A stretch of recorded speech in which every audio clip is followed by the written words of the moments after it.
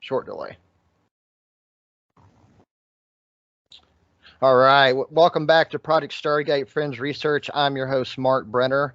Welcome back, everybody. And tonight on Project Stargate, we have the haunted history of Alcatraz. With me and Jake and Greg are going to bring on the spooky woo later on in this program, and we're going to talk about all the cool and spooky stuff that has gone on in the history of the island. I've always wanted to talk about Alcatraz. I'm really glad we're going to jump into that here in a little bit. But before that, I just want to catch up with you guys. Jake, what you been up to, man? Working, man. Getting into what I do for work, it's getting into a really busy season in particular. That time with schools letting out and then getting ready to go back. So that's been just about it for me. Cool, man. Well, I'm really glad. I'm really thankful that you were able to make it tonight, and I'm just really missed being with both of you guys. Greg, fill us in, buddy. What's cooking?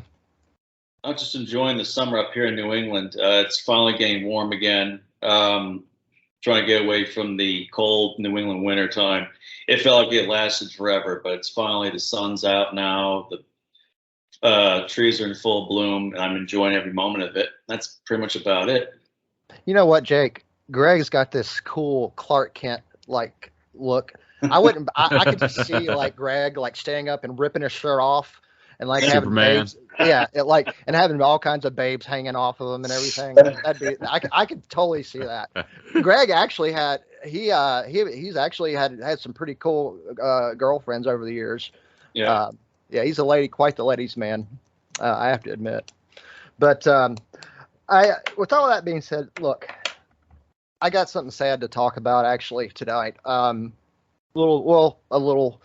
It's not great news, but it is what it is. I'm very with sadness. I'm announcing that Vincent Moore, our science advisor and our co-host and friend, is because of personal and family reasons and career reasons, he had to step down from the project. He wanted me to let everybody know that he enjoyed being with us, and I told him that he has there's an open door for him to come back one day if he ever wants to, and if it's just for one podcast or a segment or something, if there's something he's burning on his heart to talk about. But I just wanted to let everybody know about that, and he's going to be missed. Definitely. Yeah. I enjoyed having him on the show, but if there's commitments you got to deal with, then that's a lot more important, in my honest opinion. Exactly. He's a great guy, and whatever he does in the future, I know he's going to do really well. I think he's working on a degree right now, another degree. So, Vince, we're going to miss you, buddy. But like I said, you're always welcome to come back. It's been great having you aboard. But anyway, moving on. So before we get into our main conversation, I just wanted to throw a couple things out. For starters, I wanted to remind everybody, sometime towards the end of summer, we haven't set an exact date for it yet, but we will be convening for a UFO roundtable podcast with some of my fellow MUFON members of MUFON coming up, including my friend Ralph Howard. He's in the process of writing a book about some UFO cases he's looked into and investigated as a member of MUFON in the past, and he's also going to come on the program at one point, and after he finishes his book, and we're going to talk about that. I'm really excited about that, but we're going to have he's actually going to be moderating the conversation. He's a great moderator. He's a great researcher and investigator, and I'm very pleased to announce that for later towards the end of summer, beginning of fall, sometime in that time frame. That's going to be a really good, really interesting podcast. Absolutely. I agree. But anyway, moving forward, Alcatraz. I've had a lifelong fascination with Alcatraz, and what I was thinking, if you guys want to this evening, we can start off and talk about. I want to, before we jump into the spooky woo, and we're going to bring on the spooky woo tonight. We're going to bring it full on. I want to talk about the general history of the island and and maybe if we could put all three of our heads together, let's see what we can come up with here. I know that originally Alcatraz was my understanding of Alcatraz is it started out as a prison for Confederate soldiers. And it was deplorable conditions. People were like, they had them in this little room that was underground where they stuffed like 100 prisoners in there, and they basically had room to stand up, and that was about it. It was very inhumane treatment. And then it eventually evolved. There was housing on the island where people would actually they had, like, the prison guards, they had their families living on there. And also, much to my surprise, one thing I learned recently about Alcatraz is that the island, there's a dispute on the island that where a Native American tribe's supposed to have ownership of it. Do you, either one of y'all, or either one of y'all familiar with that situation? I think I heard about that a long time ago when I actually did tour the island at one point. There was dispute, and there's actually Native Americans actually took control of that island for a little bit. It was like a protest group that hung out there for a bit. Yeah, that's what I heard. I heard it got kind of ugly, actually. But at any rate, let's get back into the history for a minute. Where do you? I want to ask both of you this. Based on what you know, we had a lot of notable prisoners there. I think Machine Gun Kelly was there at one point. Al Capone was there. Who else? Am I missing? Who am I missing? There was, I'm pulling this up actually right now. One name came to mind was Robert Stroud, also known as the Birdman of Alcatraz. There was a movie that came out about him sometime, I believe, in the 50s, portrayed by, hold on a minute here. Excuse me a minute. Burt Lancaster. Oh, wow. But the real Birdman of Alcatraz was not the guy in the movie. Definitely, he was far from it. He was a very violent criminal. Wow. And what was he in prison for? Do you know? Let's see here. In 1909, Stroud was convicted of manslaughter while serving his prison sentence at the U.S. Penitentiary, McNeil Island, Washington. He viciously attacked another inmate. This resulted in his transfer to the USP Leavenworth, Kansas. In 1916, he murdered a Leavenworth guard and was convicted of first-degree murder and received a death sentence. In 1920, due to his mother's plea for his life, President Woodrow Wilson commuted his death sentence to life imprisonment. Wow. And this died in 1963 while still in custody. Wow. What I know that Alcatraz, one thing I've learned about Alcatraz is that it was designed to house like the 1%. The 1% of the worst of the worst of the worst. What else can you tell me about all that? And who else was there? Let's see here.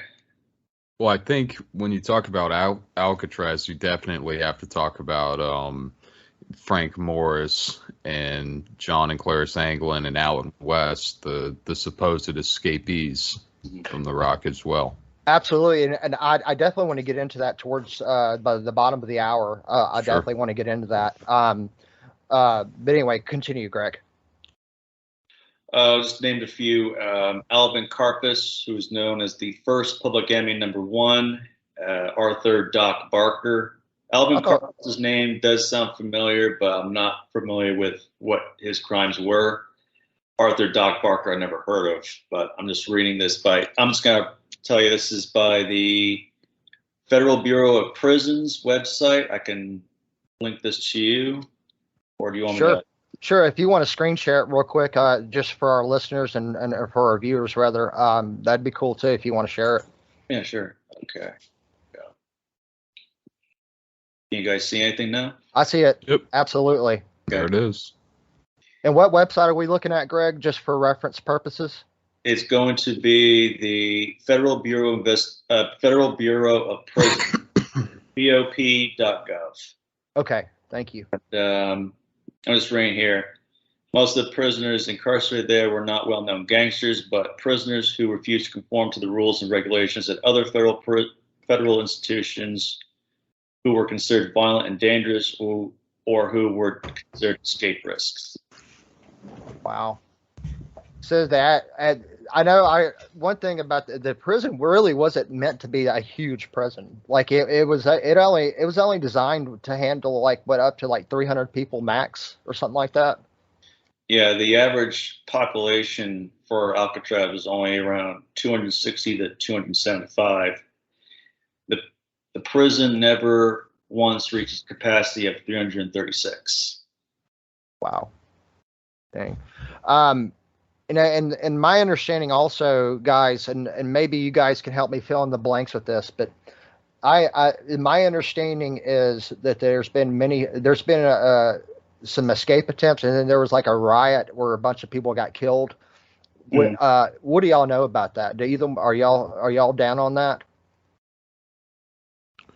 So I'm familiar with the escape attempts that where 4 inmates ended up making paper mache dummies of themselves, leaving them in their beds, breaking out through the wall, crawling to the roof, and then ended up making a raft out of raincoats and glue that they had stolen from a supply shop, and then pumped it up using a modified accordion before taking off into the ocean. And after that, no one really knows what happened, if they made it out to San Francisco or not. Rumor has it that the FBI investigated this, and I'm sure they did. And I heard that that they made it to somewhere in South America. There's a rumor about it. I don't think it's been confirmed, but if that's true, then the England party, as I call it, they would be the only ones that would have successfully escaped the island. All the other attempts were either failed or they died. The waters. My dad was in the Navy, and he was stationed in San Francisco. And when he was stationed there on nights, he'd have guard duty. He told me he had a direct view of the island, and he said the waters there were treacherous. There's lots of sharks. There's powerful currents that can just sweep you off to sea.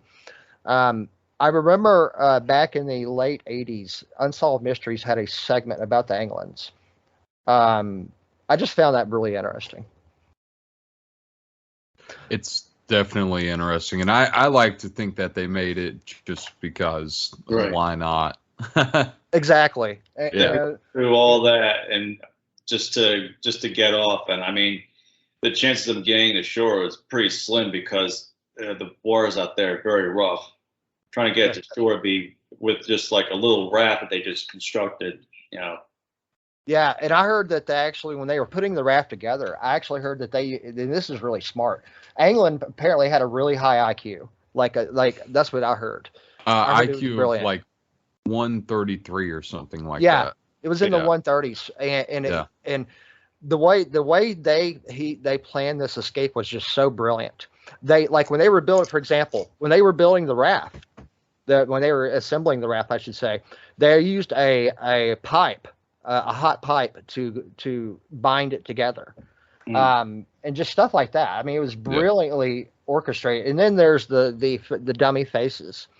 It fooled guards. It fooled all the guards. Right. And they did all this from prison. Yeah. Right. Dang. That just goes to show, man.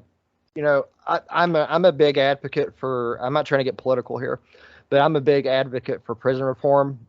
I think that instead of just throwing them all in there, we need to have a rehabilitation program so we can nurture people like Mr. England who have great intelligence, who's very smart and could possibly contribute to society in a positive way, instead of just throwing them on there for them to kill each other,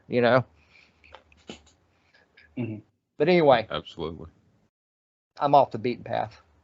I mean, I've always been off the beaten path.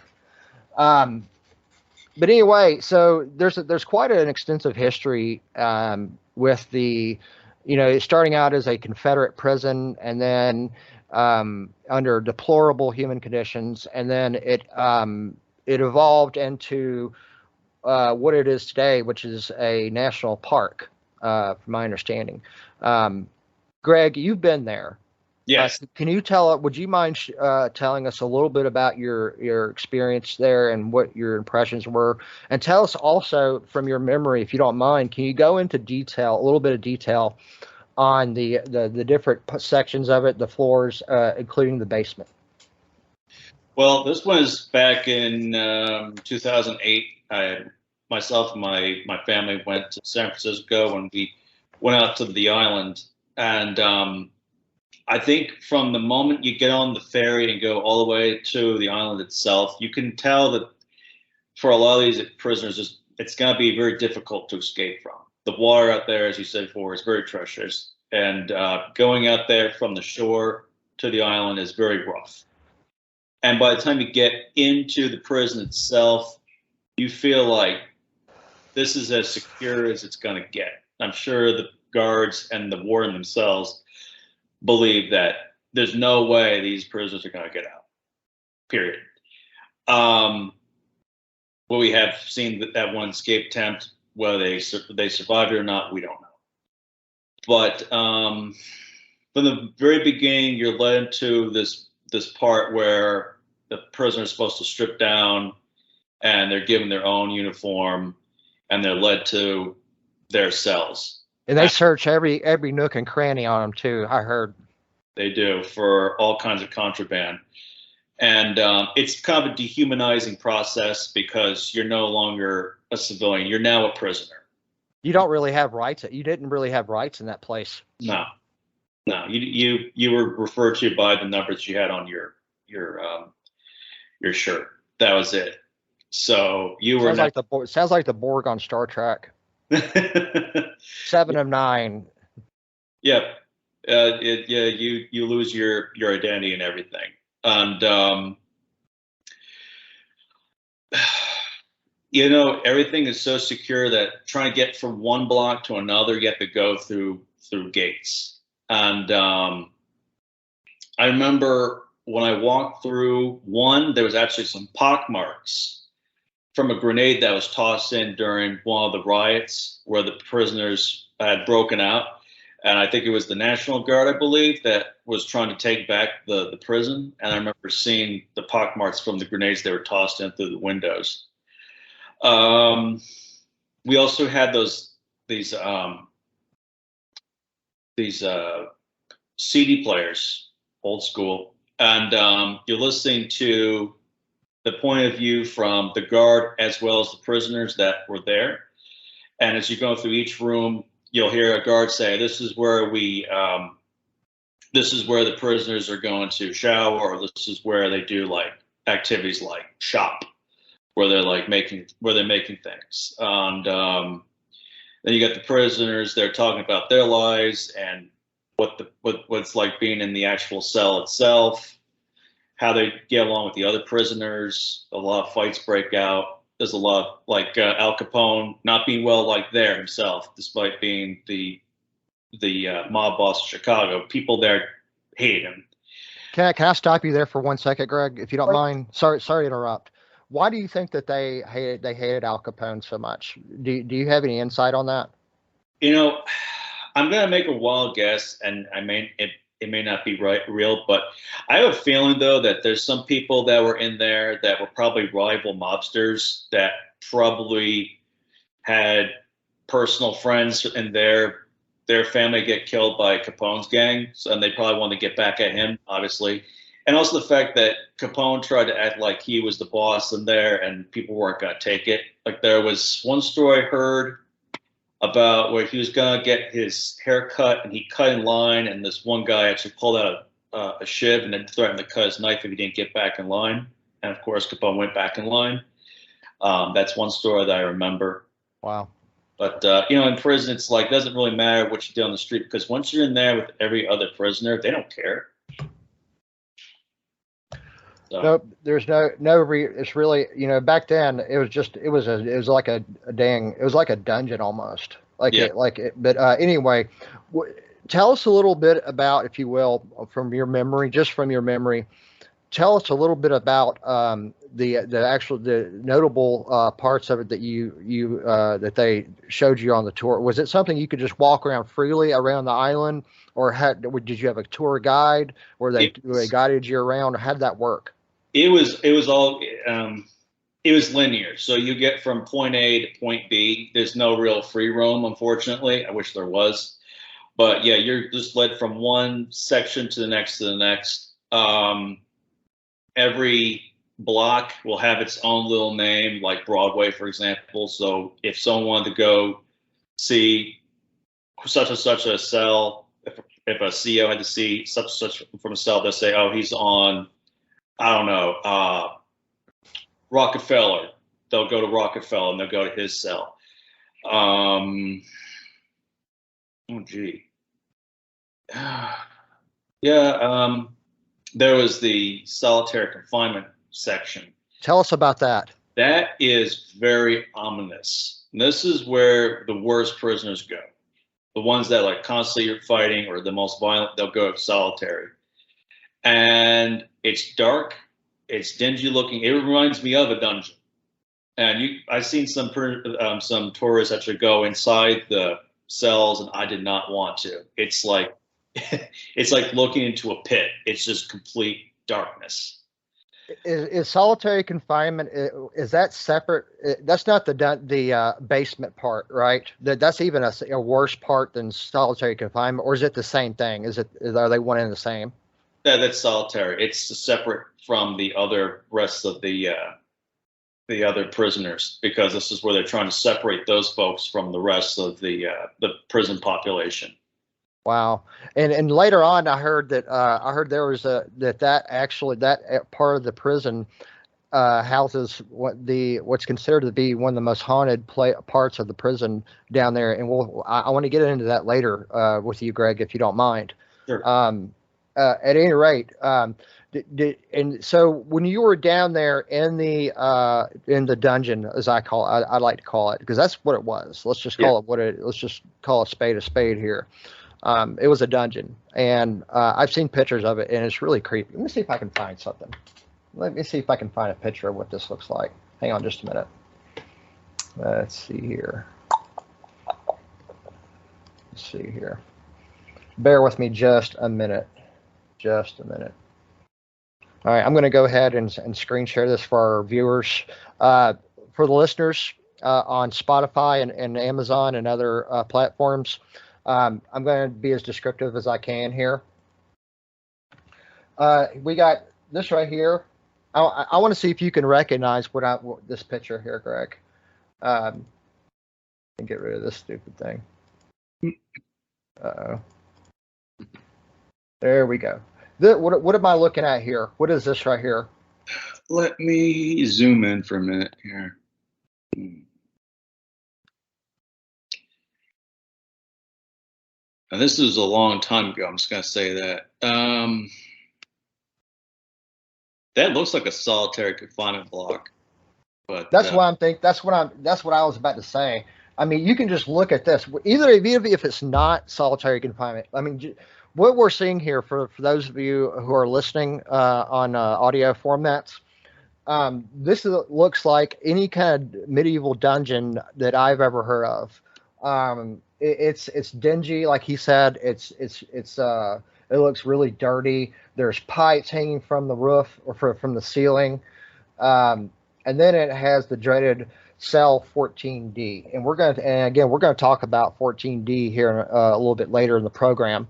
But at any rate, I just wanted to kind of give the people a look at what this place actually looks like. Other than that, now, let me ask you this, Greg. When you were there, what was one of your most interesting parts of the prison? Was it the solitary confinement where 14D was, or what would you say would be one of the most interesting parts of the tour you went on that you can recall?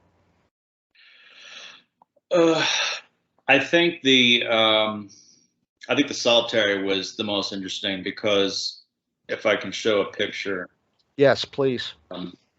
this is from like way back when. You'll see the correctional officers there. You see how open it is. Those prison cells are pretty open, so you can have conversations with our inmates. Usually they can like toss like leathers with like little lures or string attached to it, so they'll get it and they'll pass on to whoever. Whereas like what you showed me, it's you're cut off from the rest of everybody else, and I'm sure a lot of people probably went crazy being in those cells. Yeah, I heard that. So one thing I did learn in my research last night or the night before, Greg, they were very strict. Like they were super strict.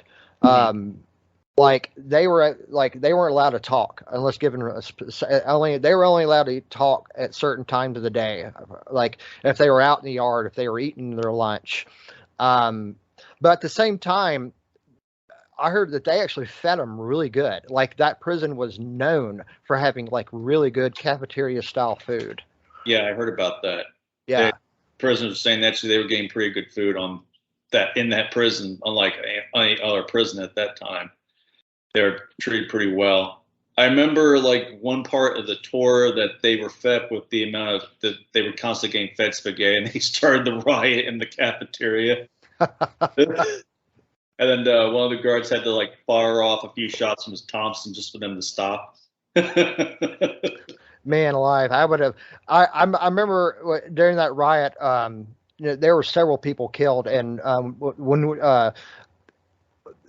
when we come, actually, I think this is a good place to stop and take a break. But when we come back in our next segment, I want to talk about that situation, the riot, and the people. Some prison guards lost their life, and some prisoners lost their life. Because I remember they sent a unit of Marines in there to try to contain the situation. And that's where they threw those grenades, like you mentioned earlier. But when we come back, let's talk about that, and let's talk about the spooky stuff. Let's get into that. Sound good? Sounds good. All right. This is your host, Mark Brenner, and you're listening to Project Stargate Fringe Research, and this is the haunted history of Alcatraz, and we will be right back.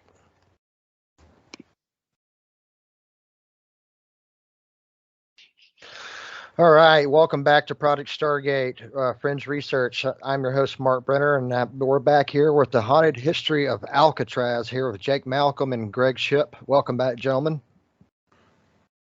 Good to be back. All right. Before we went to break, we were still discussing and researching the history of the island, and there was actually, from what I learned, there was actually a riot that was orchestrated by Bernard Coy, Marvin Hubbard, and Joe Kretzer, if I'm saying that right. It's spelled Cretzer. And this information, for all of you listening, is courtesy of Wikipedia. They have a very interesting article you can look at on Wikipedia. But it looks like, from my understanding, that it was a situation where they are being searched for some kind of contraband, or they are being searched, I think, I don't know if they were their cells being searched, or if they were trying to gain access to another part of the facility. But one of them was being searched, and he overpowered the guard, and it went to crap from there.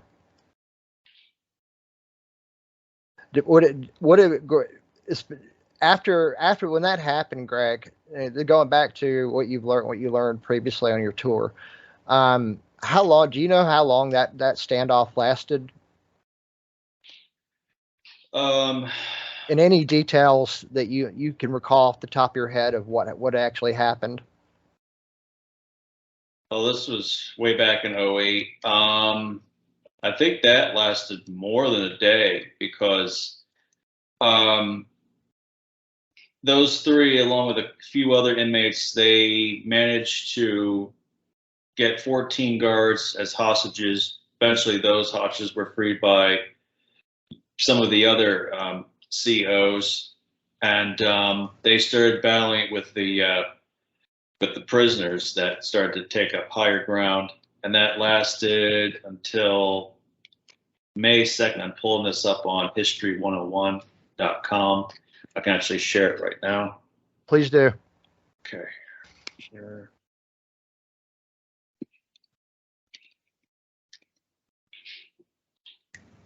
Kretzer made the dubious decision to fire on the guards, and many of them were mortally wounded. As the body count mounted, the anger and frustration built, and some have said that rage can still be felt today. A brave group of guards penetrated the cell house and managed to free the hostages while the prisoners retreated to higher positions. During the night of May 2nd, the battle now in its second day continued as the guards unleashed a barrage of small arms, machine gun, and mortar fire at the prisoners. They asked to surrender. Yeah, mortars. Wow. So this went from like a simple gun battle to, it seems like there was an actual battle between the guards and the prisoners. That's what it's, so it seems. Yeah, they asked to surrender, but Warren Johnson refused to accept it. Wow. That's insane, man. That's a nightmare is what that is. That's just, wow. That's incredible. So there's a lot of, we've kind of talked to a degree about the general history of Alcatraz. Let's get into the spooky stuff. I'm ready for that. Now I want to start with this, and I want to know if you guys have any information to throw in on this, please do. I want to start with the infamous cell block 14D, the cell 14D.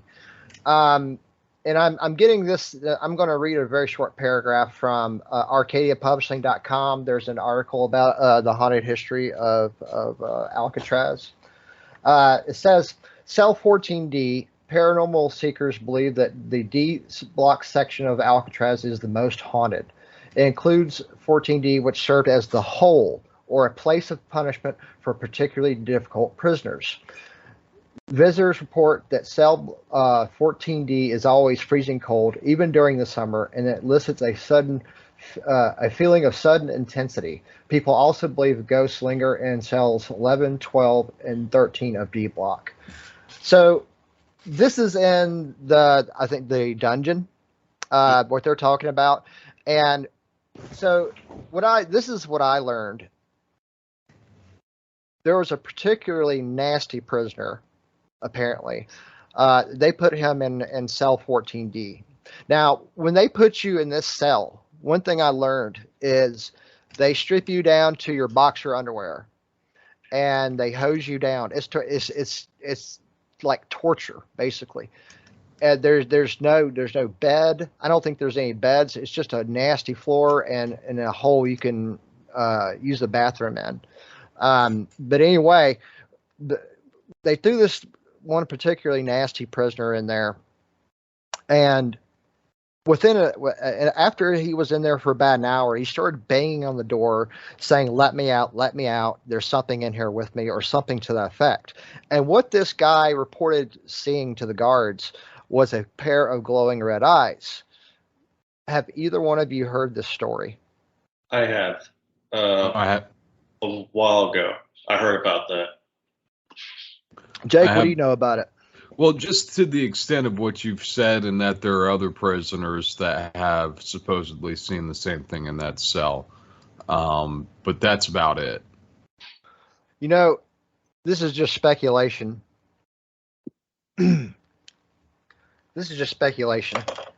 But what type of, since multiple people have reported seeing that entity or whatever it is, I wonder what kind of entity it is. I wonder if it's a ghost, if it's a demon, if it's something or something else completely. You gotta wonder what that, because I've heard that it is definitely the most haunted part of the prison.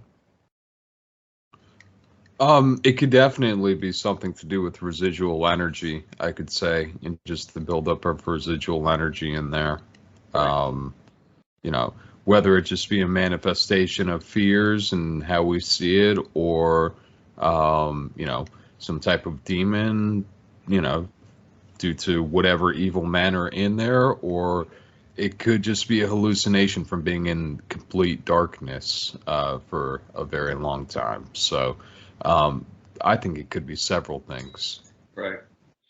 I can piggyback on that because you got to realize though this is a prison where very violent criminals live together for pretty much the rest of their life, maybe day in day out, and there's a lot that they don't like, and eventually people get killed in fights all the time. There was a few guards that also got murdered there as well. So I think definitely agreeing with Jake, it could be residual energy to that respect. It definitely could be. And a couple key point, 2 key points I want to add to this if y'all don't mind. Number one thing I would do, I failed to mention earlier when we first started talking about Alcatraz, that the Native American tribe they used that island as like a garbage dump for people they didn't like. So let's say you offended someone in your tribe, or you committed a crime, or someone they just don't like you. What they would do is take you to that island and dump you on the island. And legend has it that island was like cursed or evil or something. So, usually from my experience in research, usually when you have a place that is considered holy or cursed, usually there's anomalous phenomenon that happens in that area, like Skinwalker Ranch, for example. I want to use that as an example. This is something that was supposed to be a place that's very similar to that. So there's definitely that possibility there that there's this buildup of negative energy there because of from the get-go. It was just like a very, very nasty place to be from my understanding. The second thing I want to mention that I think is worth mentioning, and this right here can help explain, I think, some of the paranormal phenomenon that people are experiencing. And we're going to get into more of that here in just a minute. But I believe that it being an island, a fairly small island, that's not a big island, but it's not really small either. It's surrounded by water. What do we know about water? Water conducts. Right? A lot of haunted locations have underground streams and whatnot underneath them. And that definitely may have a big impact on what's going on there. It could be. I think so, man. Definitely. But anyway, another legend I want to bring up, a ghostly legend and I find this really kind of comical in a way.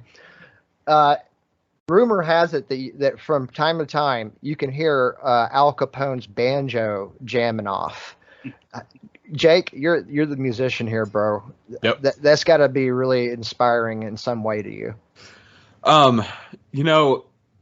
I've definitely heard about that before. And my first thought is wanting to bring a guitar or something with me to an investigation and seeing if I could maybe, get a track recorded with Al Capone, the ghost of Al Capone, and that'd be incredible, man. I've definitely heard about that, and that was the first thought that came into my head. So music is something that I think everyone can relate to, no matter who you are or what you do, or even in the case of Al Capone, what a terrible person you are, and then your mental illness. Music kind of connects everyone. So I would say it would not be unheard of for there to be some type of residual, at least feeling of music or thinking you might have heard something while in there. If I was handling that an investigation, and I'm not, I just want to go on record by disclaiming, I am not a professional field investigator of any kind. I've been out in the field a few times. One time I was with Greg. And we actually got some results that night, and we've talked about that before in the past. But at any rate, I'm not a skill. I don't have as much experience as you do, for example, Jake. But anyway, the way I would want to handle this an investigation to determine what type of haunting that scenario is. Sometimes, in parapsychology, we talk about things that tie in with time and space, like a kind of like a cosmic recording of information that may be able to repeat itself over and over and over. Now, the other thing, and this is something Mike, I don't know if you guys remember, but Mike Ricksecker, when he was with us, he brought this up, the idea of like a time warp type thing. There's that possibility. But if you were to, like Jake, for example, if you took your guitar out there, you got to play some jams one day. You got to play some jams for us on the show sometime. That'd be cool as crap, We'll man. do. We'll do. I'll get it set up. I'll get it set up so it can come through the laptop. Heck, man. I mean, if you want to do it in our last segment tonight, if you feel like it, just let me know, man. We'll get you all set up real quick. Don't anyway, think I'd have time to get everything all hooked up because I've got that on separate stations. But definitely the next one, I got you. I want to hear you jam out, bro. We're gonna go. Yeah, man. I'm gonna go see your band play sometime. Yeah, man. But anyway, let's say you went out there, okay, and you started jamming out, and you're in an area that has stuff like that, like Al Capone's banjo. Now, if you were to start playing your guitar and you got a reaction from it, that would tell me there's some kind of non-corporeal, disembodied spirit or intelligence at play here. So there is actually a term for that, and it's called using a trigger object, and it's something that I do quite frequently. Specifically going to places like Alcatraz or a place around here, specifically like I think Kennesaw National Battlefield. Going to the battlefield, we brought with us some actual artifacts from the Civil War. It's kind of, it kind of ties together the two time periods, and the theory is that it gives stronger results in paranormal evidence. So it wouldn't be unheard of for, say, someone to go in there with a guitar or a banjo to start playing for them to actually get some sort of result or phenomenon, because it is said that it's almost like opening a portal or communication using an object that transcends like that. Maybe in our last segment, maybe we can talk. Could you give us a couple of examples? Tell us a little bit about that where you were successful. You had some degree of success with that. Maybe if you want to, we can talk about that a little bit later on in the program. Sure. But anyway, Sure. Now let's say you went to the latrine where Al Capone was normally seen playing his banjo in the latrine, because he got the crap beat out of him and he was threatened, I think, from my understanding. So instead of going out in the yard, he just get his banjo and start picking away in the bathroom. I think there might have been another place he did it too, but that's one. Let's say you went out there, you started playing your guitar, but you didn't get any kind of response. Then that would tell me there's more of a parapsychological explanation for what's going on, as far as it being more of a residual energy or a recording. Absolutely. I think at that case, it could be residual energy that could just be totally random at those times. Definitely, man. Yeah. And I tell you what, man, that's why I love parapsychology. I love learning. I research it every day to a certain degree. We've had, going back to our interview with Lloyd Auerbach, he's one of the best, most brilliant parapsychologists in the world. No doubt about it, man. That was a great interview, man. That was awesome. That was a good time. Yeah, and by the way, speaking of Lloyd Auerbach, for everyone listening, we're tossing around the idea of, I've been in talks with him and Dr. Barry Tapp, and we're thinking about maybe getting together sometime down the road, maybe doing like a parapsychology roundtable discussion panel. I think that'd be kind of cool to have two of the world's top parapsychologists on a roundtable podcast about parapsychology. That would be so awesome. That would be absolutely. That'd be a good time. It'd be information overload for me. Like I'd be like, I mean, that would just be it for me, man. But anyway, I didn't mean to get off the beaten path. Now, because the island has a lot of Native American history. Another thing I uncovered is there's that possibility again that there's multiple things at play here. And one of those things that I think that one of those things that's at play is definitely the Native American history, Native American ghosts. Um, it even all into later on when the Native Americans temporarily took over the island after they closed the prison down. They've had EVP down in the dungeon of a woman saying, "Let me out" or something like that. So it was occupied after that, and they actually were living in those cells, which is I can't understand why someone would go down there in that place and do that. I mean, I would do it if I was investigating. I would spend the night down there, but that'd be it. But anyway, there's that possibility. You know, there's definitely a Native American. It's actually a big part of this story, actually, because there's a lot of debate whether or not they own the island or the federal government owns the island. There's a big debate about that. I don't know enough about it to make an opinion, but that there's definitely the possibility that they might actually have rightful ownership of the island. So that's one thing. And also the wardens. Let's talk about the wardens for a minute. Do y'all are y'all either one of y'all familiar with the wardens? Okay, Unfortunately, not. Let's get into that for a few minutes. So again, I'm on arcadiapublishing.com, and I'm pulling this information directly from there for those of you who are watching or listening. Warden James Johnston, and I'm going to read this paragraph. The first warden of Alcatraz, James A. Johnson, reportedly heard and saw many strange sights and sounds during his time patrolling the prison, indicating that the ghosts that still linger in the blocks may be from its time as a military prison or even before. Johnson reportedly heard a woman sobbing while conducting a tour of the prison in its heyday. So that phenomenon of the woman sobbing, I wonder if it's one and the same or if it's a different spirit altogether. Who knows? I found that pretty interesting. Another one, I want to get into this. The ghost women of Alcatraz. Let's get into that for a minute. In 2014, a British couple on a tour of the island captured a photo of a ghostly woman for whom they dubbed the Ghost Woman of Alcatraz. The couple claims they had no intention of capturing photos of spirits during their trip and only noticed the woman, who appears to be staring knowingly directly into the camera's lenses after they snap the shot. That right there screams ghost to me in the traditional sense. What do y'all think? Absolutely. Do you have that picture that you can screen share?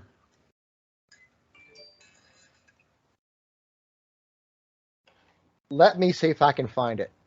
Sure. Hold on just 1 minute. While you're doing that, I just got to get my power cable so my computer doesn't die on me. Go right ahead, brother. I'll be right back.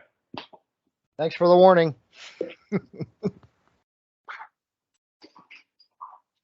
This woman of Alcatraz. Let's see what we got here. All right. Oh, here we go. Let's see if we can find the. Oh man. Oh yeah. All right, man. I hit it, man. I hit the jackpot on this. Found it. Awesome. This is some creepy stuff here, man. This is amazing. Let me first, Greg. I found a picture of the ghost woman of that. Greg is back. Thank God. I'm glad that the Men in Black didn't break in his home again, and right. He had to whack him upside the head with a pan like that one time. That was hysterical. To this day, that was one of the craziest anomalies we've ever had doing a podcast. That is just insane. But anyway, while here in just a minute when Greg's ready, I'm going to show this picture. I can't wait to show you guys this picture. It is creepy. Oh, holy crap, that is creepy. Wow. Okay, here we go. All right, here we go. Y'all ready, fellas? Here we go. And here she is. Yeesh. That is creepy. I mean, it's as clear as a bell. It almost looks like a fully formed apparition. Can you see it well, Greg? Yes. What we're looking at here, for those of you who are listening only, this is a picture that these tourists, let's see, what was her name? it was a British couple, it was a couple from Britain, and they were taking pictures, and they said they had no intention of taking of like trying to catch ghosts or spirits or any kind of paranormal phenomenon on their camera. But what we're seeing here is we're looking in a mirror, and there what looks like a fully formed apparition of a woman with very dark hair. Um, that is absolutely creepy. That is an amazing photograph. Wow. When was that taken? 2014. Hmm. Not terribly long ago, but not recent either. I find this fascinating. And by the way, this is courtesy of the Huffington Post .co.uk. If you want to find this article, it's pretty interesting. But at any rate, so that right there is kind of a pretty it's a pretty good overview of what the history of the island and also the paranormal phenomenon that happens. Do y'all have anything else that you either one of you want to add as far as incidents that's happened on the island that you guys are aware of? Unfortunately, I'm a bit lacking in knowledge in this subject, so I don't have anything. Greg? I do not. I think that right there has been.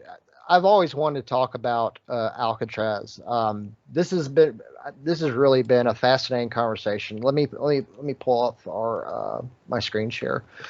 But anyway, let's I think this is a good place to go to break. And when we come back, let's talk about modern paranormal investigating techniques utilized like people like you, Jake, and anything else we feel we want to talk about. We'll just flow with the conversation.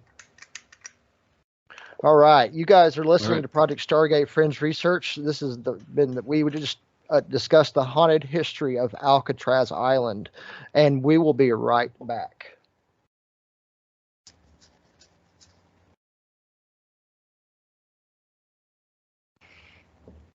All right, welcome back to Project Stargate. We just had before the break, we had a very riveting conversation about the haunted island of Alcatraz, and moving forward with this conversation, we're just gonna have a free form conversation, and I'm gonna let Jake kick it off with modern paranormal investigating techniques. Go. Sure. Yeah. So one of the things we were talking about right before we came back was trigger objects. Objects being something that can relate to both worlds, both time periods. Something that I've used a lot has been specifically you can get them in shops in Georgia all around, but Civil War musket balls, taking those out, taking other things, playing maybe playing Dixie on a guitar or something like that in these Civil War battlefields and sites, trying to generate some type of reaction. And that's very common, anywhere you go to.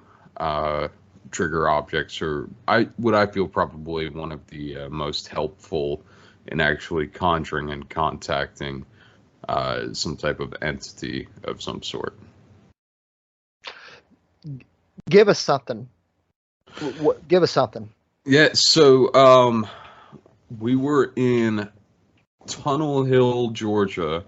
Tunnel Hill being a Civil War site that is a tunnel in a hill.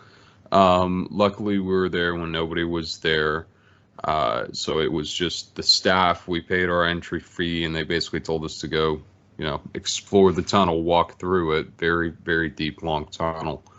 And just thought out of the back of my head, we decided to start playing some music over our phone. I think we were playing, Look Away Dixieland or something like that, just trying to get some sort of reaction. That's and so typical, man. We did that. And then we played, sounds of, train horns, stuff like that, just kind of this not being typically a trigger object, but actually using sound and something to bridge the gap maybe, or open a portal. I'm finding it hard to explain what exactly it does because we don't know. But yeah, we got some evidence. We definitely felt some cold spots and heard footsteps for sure around us. So you definitely got some sort of reaction. We did. And you're pretty certain of that. We did get some sort of reaction, a very weak one, if that, but we did get some, a very mild reaction. Wow, that's incredible.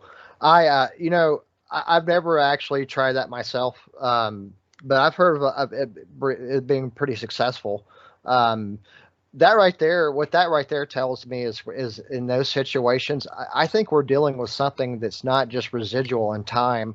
I think that what we're dealing with is something that's sentient, that is intelligent, or is intelligent enough per se to interact with someone through somehow transcending time and space. Absolutely. Or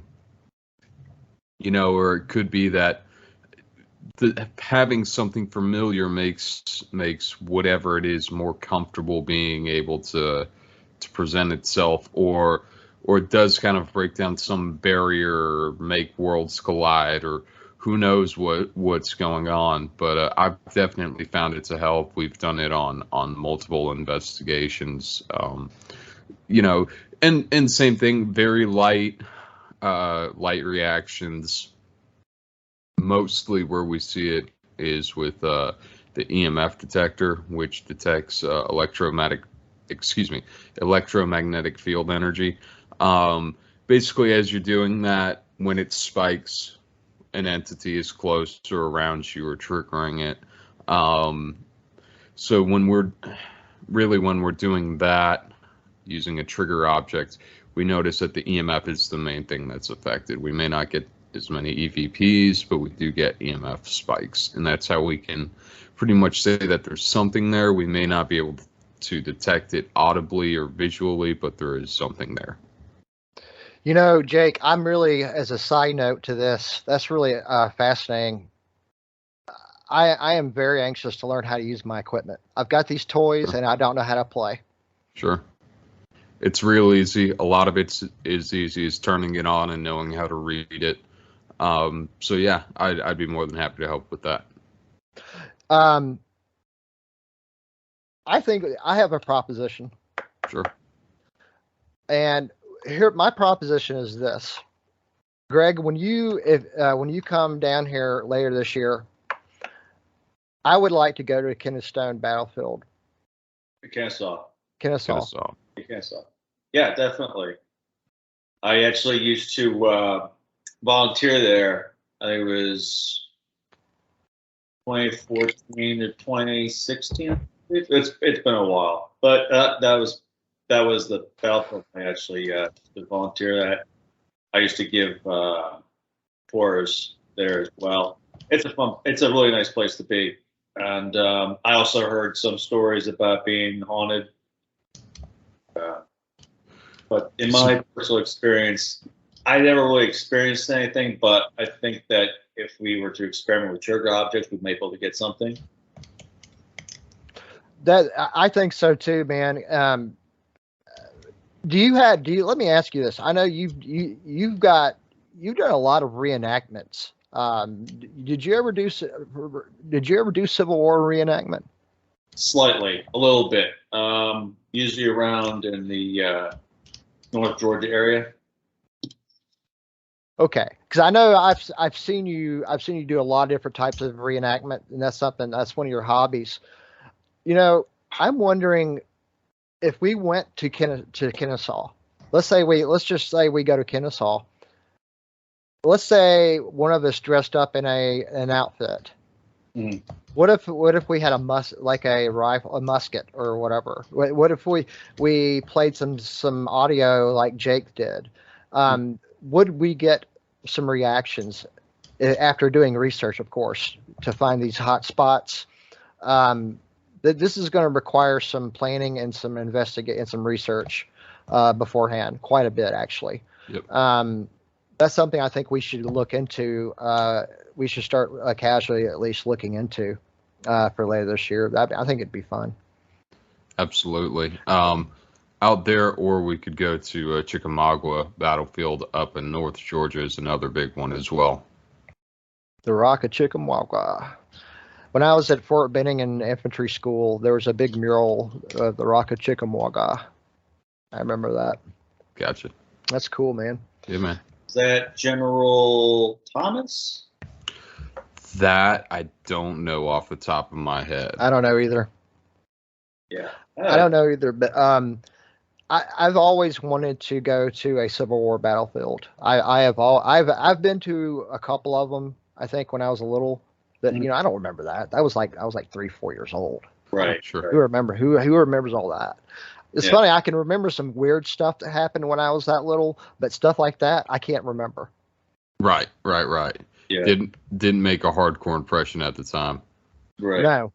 And that right there, actually, in a way, if you think about it, for me, it kind of leads me into even believing more that some of the things happened to me really happened to me. Mm-hmm. Right. Because there's some things that I remember, and I'm questioning it to this day. Like certainly this couldn't have happened. Mm-hmm. Especially the whole thing and that really bad experience I had over in Ball Ground when I lived in Ball Ground. That was just absolutely it's mind-boggling as it is terrifying. Mm-hmm. But at any rate, there's a lot. The other place I want to go to, we got Booger Hill over here. Have you told us about your? I know you've been out there. Did you ever tell what happened? Yeah, we did a special on it. We did a podcast on it. But basically, the long and short of it is, we parked at the bottom and put some flour on our hood, and the car started rolling back up. That's right. Yes. Put it in park, came out. There was a handprint on the hood. Yep. And there is we did discuss that. So if anyone watching this wants to hear more about that in depth, I think that was 2 weeks ago or 3 episodes ago. We'll have to figure it out and put it in the comment, but in a comment or something. We'll have to we'll figure out which episode it is, and we'll post a link in the comments below. By the way, please like and subscribe if you think we're worth it. Please like and subscribe, man. That'll help us out a lot. I'm trying to get more listeners so I can get more guests on here and provide better content. That's the goal right there. This is us. This is what we do. We're researchers first and foremost. We do go snap into talk show mode when we have a guest, but other than that, the core purpose of this podcast is research. That's what we do. That's what we live and breathe for. That's the whole purpose of Project Stargate Friends Research. But anyway, back to what we were talking about, Jake. The other place that I'm interested in, and I think we talked a little bit about this also when we're in that same podcast. The Cumming Playhouse and that restaurant. Mm-hmm. The Foster House. Yep. The Foster House. Have you done both of those places or just the Foster House? I couldn't remember if you've done the Playhouse also. So I never did an investigation at either one of them. I wasn't able to coordinate a time with them. But I've done interviews at both of them, and both of them, everyone was actually very open to talking about it, and they both claim to be very active.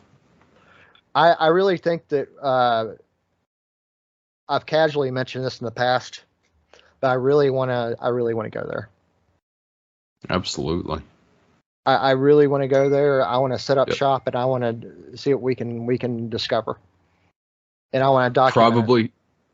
Probably have to be after the summer because I know they're pretty booked up with events through the summer. So I don't know if they can make time for us. I just know that because I drive past the billboard all the time. So. Well, maybe we can figure out something. Maybe in the fall or the late. Maybe sometime in the fall is my favorite part of the year to do anything. I love fall. Yep. I love fall is the most beautiful part of the year. I don't care what anybody says. I don't care. Well, and it's not 110 degrees outside, so. Yeah, it's like 1,000,000 degrees Fahrenheit here in Georgia. I mean, it's just nasty outside. But yeah, anyways, moving forward, that's definitely one couple places. I met Ursula in the Cumming play at the Playhouse. Also, I've heard some. I don't know much about it, but I've heard some stories that some rumors that that place is haunted. I don't know much about it though. I don't know a whole lot about it. Have y'all heard anything About the Playhouse? Yeah. I think we covered that in the Booger Hill episode as well. But yeah, basically, things shaking, footsteps being heard, people seeing, half apparitions, just all sorts of stuff. Silverware and glasses flying in the basement downstairs. That was all about 10 years ago when I went over there.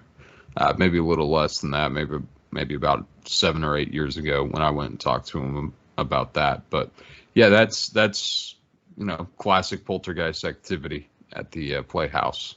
You're a good journalist, dude. I appreciate it. I think you guys are just what this program needs, man. I'm really interested in going there. I think that at some point, Booger Hill, and I'll see all this. Where this takes me back to the place that we've been talking about for a while, and that's the Coal Mountain Triangle. The Coal Mountain Triangle of North Georgia is jam packed with locations like this. I mean, everywhere. The one location that Greg and I we went and checked it out one night. That place was haunted. We caught all kinds of anomalous stuff on camera. I want to try to recover those pictures. We need to see if we can recover them on one. I don't have them anymore because they were on my old hard drive. I want to see if you can find them, Greg. Oh, back in 2016, was it? Yeah, because I remember emailing you a file, like a zip file or something, that had the ones I took, because we took like, between the two of us, I bet you we took about 600 pictures, I bet, between the two of us, 500 or 600. And out of those, we had, at least for my end, we had about 8 come back with anomalies in it, including green balls of light, faces, what looked like faces, and it was just too coincidental to be a coincidence. It's just it was a face met with a beard, and it come to find out that did correlate with other reports of seeing an apparition in that cemetery of a heavyset man with a beard carrying like a book or a Bible or something. Mm-hmm. Remember, Greg, when we researched that cemetery? Remember that? We went to actually 2 of them that night. And one of them, I just didn't get much of a vibe from. It had maybe 1 or 2 reports of a ghost, but the Cumming Memorial Cemetery in Forsyth County, Georgia, wow, that place is haunted. And it's, Greg, you had something akin to like a poltergeist-like experience there. I remember because you was not staying far from me. Do you remember what happened? Yeah, I remember it felt like someone had taken my shirt and just like pulled it, like lifted up just a small bit, and there was no wind at that point. Oof. Yeah, it just felt like someone just like took the bottom part of your shirt and went like this, and there's like no wind. I'm like, I just called you on my phone, like, yeah, can you come get me? Yeah, I remember that. I'm sitting, I'm like, Mark to the rescue. I'm sitting there running over to him. I hit a tombstone on accident, and I felt bad, and yeah, but like that place was really interesting. I definitely felt a vibe there. It's really hard to describe. It's just like I don't know if it's whatever kind of energy that spirits use to manifest, or for maybe the energy that powers PK. I mean, who knows? Maybe it's something something we won't begin to understand. Well, it's funny. Oh, go ahead, Greg. I'm sorry. Go ahead. Sorry, I was going to say, it was just granted though we were in a cemetery late at night. That's true, because but I tried to, like I went through all those pictures, when I was going through all those pictures, Greg, I really scrutinized them. I scrutinized the heck out of those pictures, and I had like 20 or 25 of them, is something like that. And then out of those, I eliminated, another 12 or 13 of them, or something like that. Mm. So I mean, I try, I don't believe everything I see or hear. I'll listen to anything, but I'll believe anybody until I see proof that is false. That's the approach I've learned to take when dealing with paranormal phenomenon in general and experiencers, because even if it didn't really go down the way they think it went down, they really believe. Most of these people are genuine, and they really do believe they've had these experiences, and for them it's very real. I agree. Jake, you had Absolutely. something. Yeah, so I grew up in that town, and my family would frequently go to the Dairy Queen downtown right next to the cemetery. It's the best one, man. It is there, and several other areas that surrounded that cemetery.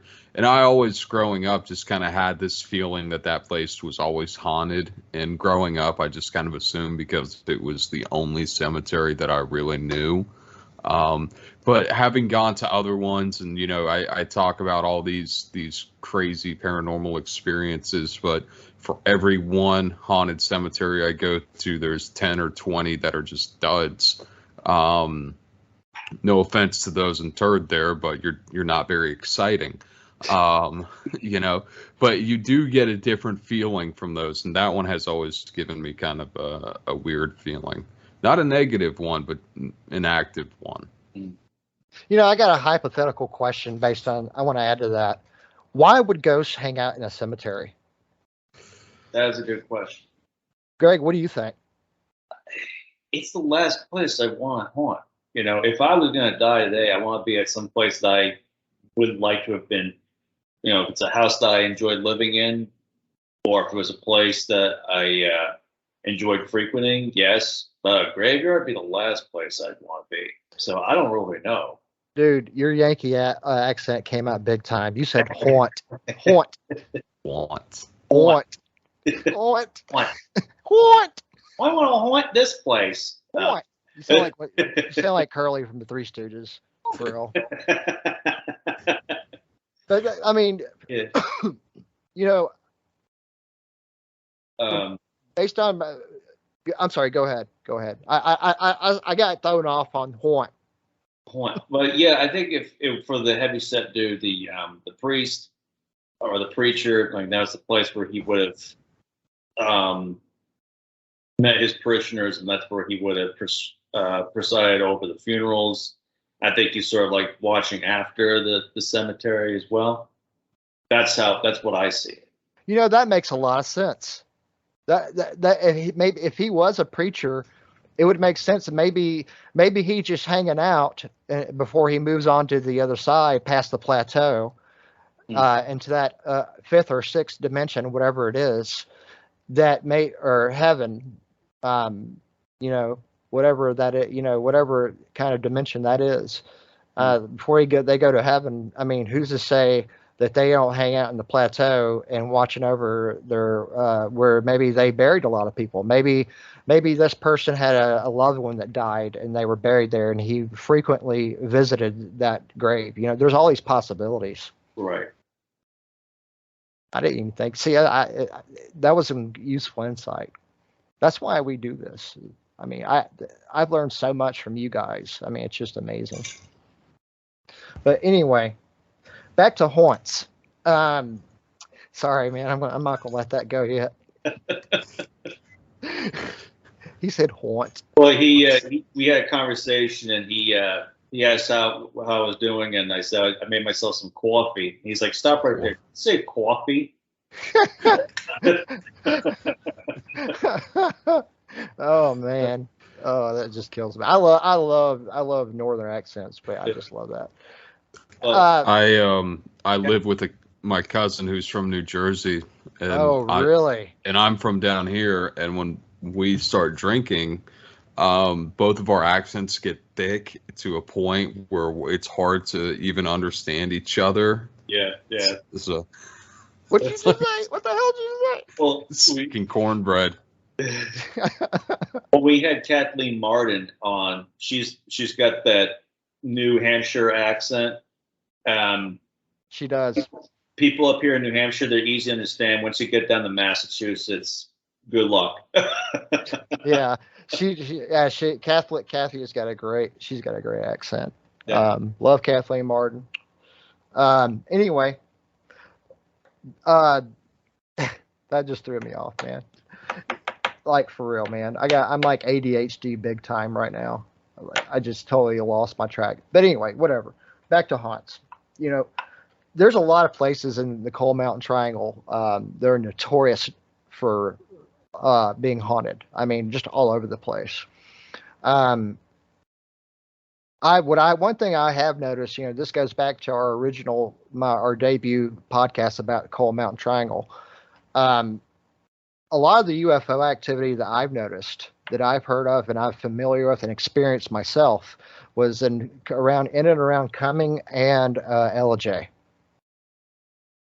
That's the big. I mean, there's UFO sightings all over the place, but I've noticed a lot of them are from there in Kennesaw and near Kennesaw, which I find that kind of interesting because even that's not in the Triangle area. It's a little ways outside of the Triangle areas, but that area is where there's Dobbins Air Reserve Base over there. I used to, when I was in the military, I used to go in and out of there from time to time. And there's been from Cartersville on down south through Kennesaw is synonymous with UFO activity. Yeah, definitely really interesting. I can't recall having seen anything really crazy UFO wise, but I know definitely growing up, every once in a while you see something weird that you just can't explain in the sky. You know, something making a 90-degree turn when it shouldn't be, or whatever. But never really put much thought into it until recently. You know, that brings me to something else. I want to throw this at you, and I've brought this up before. I'm sorry for being repetitive. What if the type of energy that the method of propulsion that these UAPs or UFOs use to operate, what if it's the same type of energy that powers the PK? What if it's a limitless 0-point energy of some kind that we just can't even fathom? I don't believe I'm experienced enough to speak on that topic for sure. I couldn't begin to explain my theory, or if I even had one, on how it runs. So I'm just going to have to take your word on that one. Well, you know what? When we do our roundtable podcast with Ralph Howard and the rest of the gang, and there's some brilliant minds in this is going to be on this panel. I mean, some of the best and brightest minds. I think that's going to be one bullet point I'm going to bring up, that I'm going to have Ralph bring up. Absolutely. And he's like I said, I think you guys are going to really enjoy working with him. He does such a great job moderating our meetings. Tomorrow night, I'm due to have a meeting with him with our Brufon group, and I'm really excited about that. I'm definitely going to discuss and come back with some firm time and date for this. I want to try to get that accomplished if I can tomorrow night, and try to get an idea of how many people are going to participate. So we'll as I get more information on that, I'll post something on our social media, and I'll also make an announcement here on a future program as to when that's going to be. But I'm just really stoked about that, man. For real. Yeah, it's going to be awesome. It's going to be educational for sure. Yeah, and also I think we ought to invite Johnny Two Bear and Angie Williamson on the show and have them back from the Sasquatch Encounter Brigade, and see and get us up to date on what they've been working on. If I'd love to have them back. Actually, we haven't even had Angie Williamson on yet. We've had Johnny. Johnny's been on, but not Angie. No, I don't believe I've met either so far, so I'd be excited to. So that's something else I'm going to cook up for us. And then I have a couple surprises, really big surprises, huge surprises as far as celebrity guest researchers.